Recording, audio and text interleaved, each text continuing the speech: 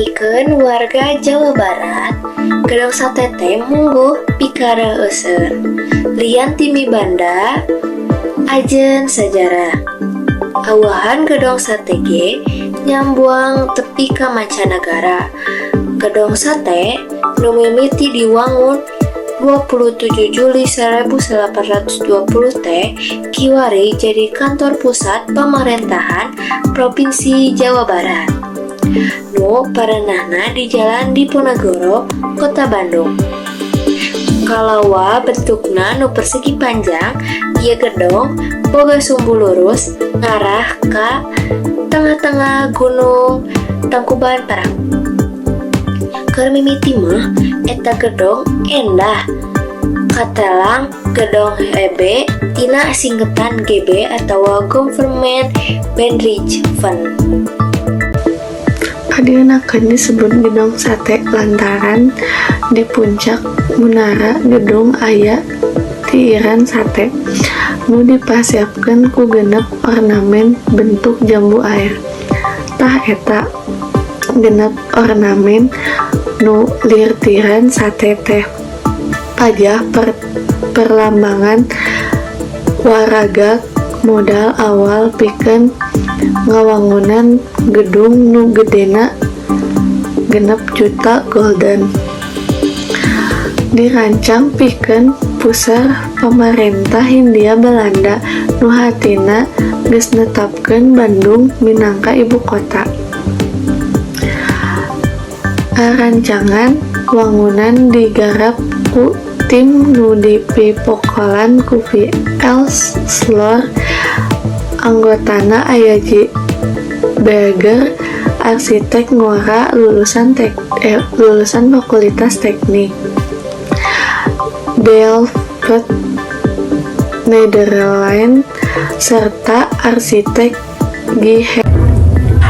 Tembayan pembangunan langsung 27 Juli 1920 teh dilakukan ku Johanna Katrina Kops anakna wali kota Bandung nyaeta Kops sareng Katrinola Leusan salaku wakil wali kota jenderal di Batavia. Cek Haryoto Kunto teh proses nawangun si gedung sate teh dilakukan ku profesional di masa standar teknik sareng material teh pas katut yuyu sareng si katatuanana. Terus proses pembangunan si gedung sate itu melibatkan antara 2000 pegawai, di mana satu setengah kita dicoba pamacina. Terus sisa-sisa pegawainya jika kuli, terus tukang batu, katanya dicokot di kuli-kuli nu memang boga pengalaman jeung pernah ngagarap gedung sirap atau ITB jeung gedung papa atau balai kota. Anu memang si pegawai nanti asal nanti di Cibarengkok, Dago, jeung daerah-daerah lainnya. Jero 4 tahun kira awal 1924 Rengse ngawangun kantor pusat PTT. Laju karena pangwangunan gedung utama GB nu anggeus September 1824. Kaasup wangunan perpustakaan secara teknis konstruksi wangun gedong sate ngagunakeun cara konvensional leuwih loba make batu alam jeung bata tibatan konstruksi beton. Material tembok gedong diwengku batu gede nu dipotongan ukuran 1 kali 1 kali 2 meter.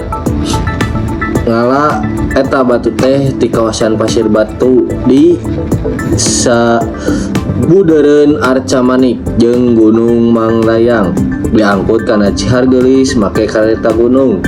Laju dibawa kana lari tepi ka lokasi pangwangunan. Cek para arsitek, gedung sate teh minangka wangunan monumental kalawan mibanda gaya arsitektur nu unik.